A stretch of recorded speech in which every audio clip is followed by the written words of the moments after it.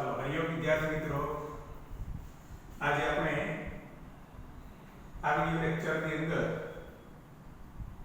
પાઠ નંબર 11 વિશે ચર્ચા કરવાના છીએ. પાઠ નંબર 10 પૂરો કર્યા પછી 11મો પાઠ ભારત જળ સંસાધન. જો કે અગાઉ ધોરણ 9 માં એક આખો જળ સંસાધન ભણીને જ આવ્યા છો, નદીઓ વિશે. બસ એ નદીઓની માહિતી તમે અને નદીઓના ઉપયોગો જોયા હતા.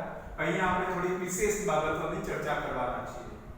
સૌથી પહેલા આપણે આપણા જીવનમાં જળનું શું મહત્વ છે તેને આપણે સમજીશું. કારણ કે આપણે ત્યાં કહેવત છે, જળ છે તો જીવન છે, અથવા જળ એ જીવનનું અભિન્ન અંગ છે.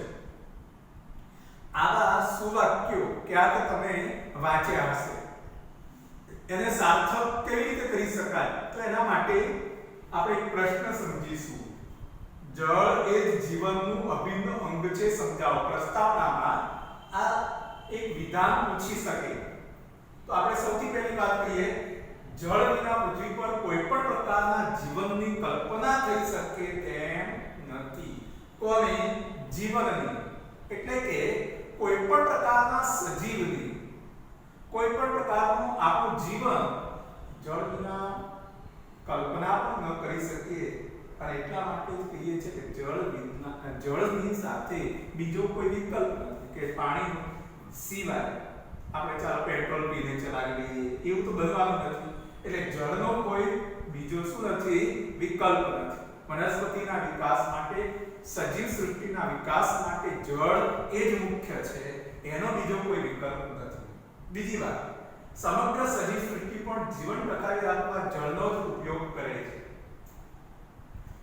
ત્રીજી વાત, કોઈ પણ દેશની સમૃદ્ધિનો આધાર ખેતી અને તેમાં વપરાતા જળ ઉપર રહેલો છે, કે કેટલું પાણી એ ખેતીમાં સિંચાઈમાં વાપરી શકે છે. જેટલું પાણી વધારે સિંચાઈમાં વાપરે એટલા જ ઉત્પાદન ખેતીનું વધારે થતું હોય. એટલે કે દેશ જે છે, દેશની સમૃદ્ધિ તેના પરથી નક્કી કરી શકે છે. આગળ, જળનો વિશેષ ઉપયોગ પીવામાં, ઘરેલુ કાર્યોમાં અને ઉદ્યોગોની અંદર સવિશેષ છે. કયા ત્રણ કાર્યો થયા? એક પીવામાં, બીજું છે ઘરેલુ કાર્યોમાં અને ત્રીજું છે ઉદ્યોગો. ઘરેલુ કાર્ય અહીંયા તમે એમ ના કહી શકો કે ઘરેલુ કાર્ય એટલે નાવા ધોવામાં, કપડા ધોવામાં, ઘણી બધી રીતે. તો એ બધા જ એક જ શબ્દમાં આવી જાય. આ શબ્દો 10મા ધોરણમાં લાગુ પડતા હોય એવા શબ્દોનો આપણે ઉપયોગ કરી શકીએ. આગળ, વસ્તી અને વિકાસ કાર્યોમાં પણ જળનો ઉપયોગ સવિશેષ થાય છે. આજે તમે જોઈ શકો છો કે શહેરોની સંખ્યા વધી છે, દેશની અંદર સતત વસ્તીમાં વધારો થઈ રહ્યો છે અને શહેરોની જે સંખ્યા વધી, મકાનો બાંધકામ થયા છે, આ તમામ વિકાસ કાર્યોની અંદર શાનો ઉપયોગ થઈ રહ્યો છે? જળનો ઉપયોગ. તમે જોયા હશે કે 4 વ્હીલ હોય, 2 વ્હીલ હોય, આ બધા જે એને વોશિંગ જે કહેવામાં આવે છે ગેરેજોની અંદર, એ ગેરેજોમાં કેટલું પાણી વપરાય છે અંદાજ લગાવી શકો છો. ચાલો આગળ, જળ એ મર્યાદિત સંસાધન છે. જળ આમ તો પુષ્કળ છે. તમે જોયું હશે કે પૃથ્વી ઉપર જુદા જુદા આવરણ આવેલા છે, એમાં જલાવરણ પણ છે, પણ એ મર્યાદિત છે. કેમ? તમને કઈ રીતે ખબર પડે કે જળ એ મર્યાદિત છે? સર, પાણીનો જથ્થો તો જમીનના જથ્થા કરતા વધારે છે. તમે આગળ શીખ્યા છો કે પૃથ્વી જે છે એ પૃથ્વીના 71% ભાગમાં પાણી છે અને 29% ભાગમાં જમીન છે. તો પાણીનો જથ્થો તો મર્યાદિત નથી ને, વધારે છે, અમર્યાદિત છે. પણ એ પાણી આપણે વાપરી શકીએ તેવું નથી. કેમ? તો કે 71% પાણીના જથ્થામાં આપણે જાણીએ છીએ કે આ 71% ના કુલ 100% ગણીએ તો એમાંથી 97% પાણી ખારું છે. અને ખારું પાણી આપણે બીજે ક્યાંય ઉપયોગમાં લઈ શકીએ? હા, મીઠું પકાવવામાં જ ઉપયોગમાં આવી શકે. હવે રહ્યા કેટલા ટકા? બાકીના 3% રહ્યા. આ 3% મીઠું પાણી છે. કે 3% મીઠા પાણીમાંથી આપણે એક વાત કરીએ 2% પાણી જે છે બરફ છે. એક એન્ટાર્કટિકા ખંડ, આપણા જે ઊંચાઈવાળા જે શિખરો, ધ્રુવો, ઉત્તર ધ્રુવ અને દક્ષિણ ધ્રુવ, એ બધાની અંદર કેટલા ટકા બરફ છવાયેલો છે? 2%. હવે કેટલા ટકા પાણી રહ્યું? 3% માંથી 2% બરફ છે.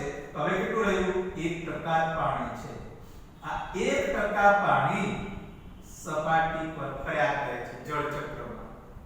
હવે એ પાણીનો આપણે ઉપયોગ કરવાનો છે. એટલા માટે કહ્યું છે કે જળ એ મર્યાદિત સંસાધન છે.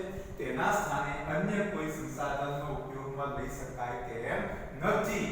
પર્યાવરણ જીવન છે તો એ જળ સંસાધનને કારણે છે અને તેથી જ જળ એ જીવનનું અભિન્ન અંગ છે.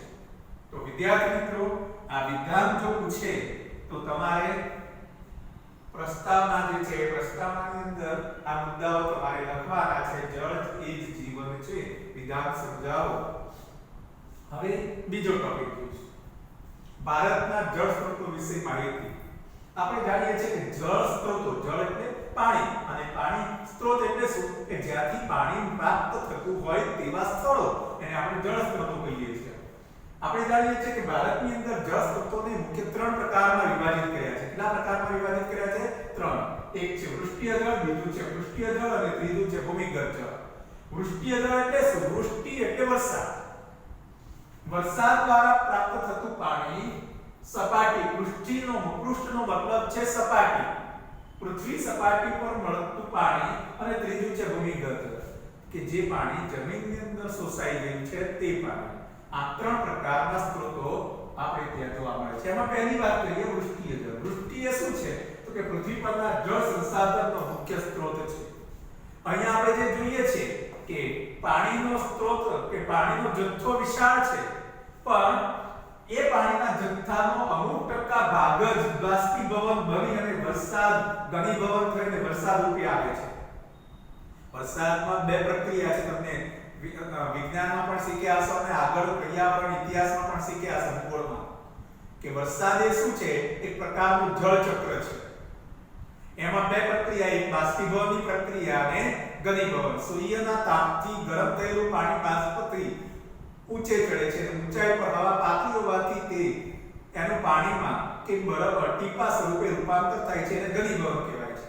તો આ બાષ્પીભવન અને ઘનીભવન આ બંને પ્રક્રિયાથી એક વરસાદનું નિર્માણ થાય છે અને પૃથ્વી સપાટી પર જળ સંસાધન વૃષ્ટિ એટલે કે વરસાદ પરથી ઉમેરાય છે. નદી હોય, નાળા, આપણે કહીએ નદી, સરોવર, ઝરણા, કુવા, આ બધા ગૌણ સ્ત્રોત છે, પણ વૃષ્ટિ એ મુખ્ય સ્ત્રોત છે. તો વિકલ્પમાં પૂછી શકાય છે, બરાબર યાદ રાખો. પૃથ્વી પરના જળ સંસાધનનો મુખ્ય સ્ત્રોત કયો છે? વૃષ્ટિ છે. આ બધા સ્ત્રોત વૃષ્ટિને આધારિત છે. કોણ? નદી, સરોવર, ઝરણા અને કુવા. હવે પૃષ્ઠીય જળની વાત કરીએ. પૃષ્ઠીય જળ એટલે સપાટી પર આવેલા જળાશયો. એની અંદર કયા છે પૃષ્ઠીય જળમાં? નદી, સરોવર, તળાવ, ઝરણા, સાગર અને માનવ નિર્મિત જળાશયો. માનવ નિર્મિત જળાશયો કયા? તો કે સરદાર સરોવર એક માનવ નિર્મિત જળાશય છે. બાકરાનગર છે, હીરાકુંડ છે, કડાણા ડેમ છે, ઉકાઈ કાકરાપાર છે, આ બધા જળાશયો બને છે એક માનવ નિર્મિત જળાશયો છે. આપણે પણ ખેતરની આસપાસ ખેતરવાડીનું નિર્માણ કરીએ એ માનવ નિર્મિત જળાશયો છે. તો આ બધા જળાશયો છે પૃષ્ઠીય જળાશય. અને એની અંદર તમને એમ પૂછે કે પૃષ્ઠીય જળાશયોમાં કે પૃષ્ઠીય જળ સ્ત્રોતમાં કોણ મુખ્ય છે? તો નદી મુખ્ય છે. આ વિકલ્પમાં પૂછી શકે છે અને તમારે યાદ રાખવાનું છે. હવે ત્રીજી વાત એ ભૂમિગત જળ. ભૂમિગત જળ કોને કહેવાય? તો કે આપણે કહીએ વરસાદ રૂપે પડેલા પાણીનો કેટલોક જથ્થો જ્યારે વરસાદ પડતો હોય ત્યારે સપાટી પરથી વહે છે અને જ્યાં ઢોળાવવાળા વિસ્તાર અને નીચાણવાળા વિસ્તારો હોય ત્યાં પાણીનો સંગ્રહ થાય છે. વધારાનું પાણી હોય તે નદી સ્વરૂપે ચાલી જાય છે. જ્યારે કેટલું પાણી છે એ જમીનમાં છિદ્ર વાટે નીચે ઉતરે છે અને છિદ્ર વાટે નીચે ઉતરેલું હોય જેને આપણે શોષાઈને કહીએ છીએ. જમીનની સપાટી પરથી શોષાઈને ભૂમિ નીચે જમા થતા જળને એટલે કે શોષાય છે, કાણા છે, છિદ્રો છે અને એના વાટે તે જમીનની અંદર ઉતરે છે. એ ઉતરેલું પાણી જ્યાં કયા ખડકો આવે? તો કે શું કહેવાય છે કે જે ખડકો છિદ્ર ન હોય એવા ખડકોની અંદર પાણી એકઠું થાય છે અને એ પાણી ભૂમિગત જળ કહેવાય છે. આ ખડકો જે છે એ અછિદ્રાળુ ખડકોની વચ્ચે એકઠું થયેલું હોય છે. જો છિદ્રાળુ ખડક હોય તો આની જેમ જ પાણી નીચે ઉતર્યા કરવાનું, પણ અછિદ્રાળુ ખડકો આવે ત્યાં એ પાણી એકઠું થઈ જાય છે અને એ જ પાણીને આપણે ભૂમિગત જળ કહીએ છીએ. ભૂમિગત જળનો જથ્થો કેવો છે?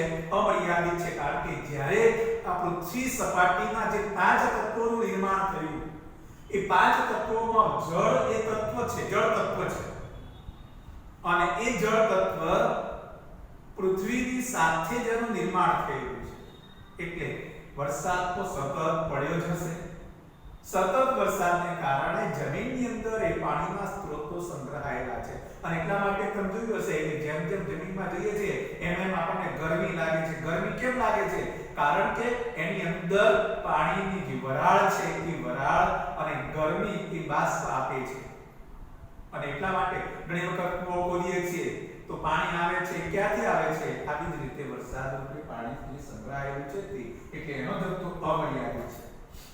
હવે ભારતના ઉત્તરના મેદાની વિસ્તારમાં આ ભૂમિગત જળનો જથ્થો કેટલા ટકા જોવા મળે છે? 42% છે. આ વિકલ્પમાં પૂછી શકે છે.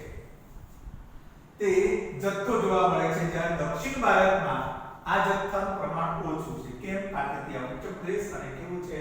પર્વતીય વિસ્તારો આવેલા છે અને એના કારણે મોટા ભાગનું પાણી જેવું વરસાદ પડે તો વહી જાય છે. એટલે ઉચ્ચ પ્રદેશ, દક્ષિણ ભારતના ઉચ્ચ પ્રદેશ અને પર્વતીય વિસ્તારોને કારણે ભૂમિગત જળનું પ્રમાણ કેવું હોય છે? ઓછું છે. હવે આ ભૂમિગત જળનો ઉપયોગ ક્યાં કરીએ છીએ આપણે? તો ભૂમિગત જળનો ઉપયોગ સૌથી વધુ શામાં કરીએ છીએ? સિંચાઈમાં કરીએ છીએ. તો આ વિકલ્પમાં પૂછી શકે છે ભૂમિગત જળનો ઉપયોગ શામાં થાય છે?